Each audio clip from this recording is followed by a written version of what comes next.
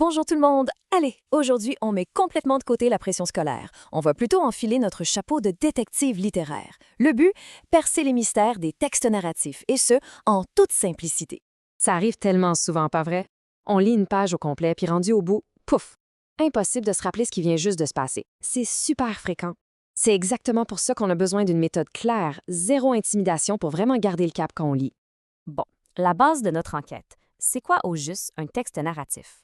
Au fond, c'est ni plus ni moins qu'une histoire inventée pour divertir. Il y a des personnages, un lieu, une petite intrigue, genre la fameuse légende du monstre de Poenigamuk. Vraiment pas besoin de se casser la tête avec ça. Par contre, une personne qui enquête n'arrive jamais sur une scène de crime les mains vides. Jamais. C'est pareil pour la lecture. Il faut absolument préparer nos outils avant même de lire le tout premier mot. C'est le secret pour repérer nos indices. Alors, voici notre plan de match en 3 petites étapes bien simples. 1. On sort le surligneur pour les personnages. 2. On cible les actions clés. Et 3. On laisse nos traces dans les marges. On va regarder de plus près comment tout ça fonctionne en vrai. J'adore cette métaphore. Le surligneur, en fait, c'est pas juste un crayon, c'est carrément une lampe de poche. On s'en sert pour éclairer les suspects, nos personnages principaux, quoi, et pour faire ressortir ce qui les caractérise. Dès qu'un nom apparaît dans le noir du texte, bam, on l'illumine. Ensuite, l'idée, c'est d'identifier les actions importantes. Comment? En écrivant directement dans les marges. Des petits mots-clés super brefs. C'est un peu comme laisser nos propres empreintes pour pister les suspects. Honnêtement, ça aide énormément à ne pas perdre le fil de l'histoire. Oui, mais attention, qu'est-ce qui arrive quand notre enquête frappe un mur? Des fois, un mot mystère trop difficile bloque complètement la compréhension. Et ça, c'est sûr que c'est frustrant, mais pas de panique. C'est 100% normal de pas tout savoir du premier coup.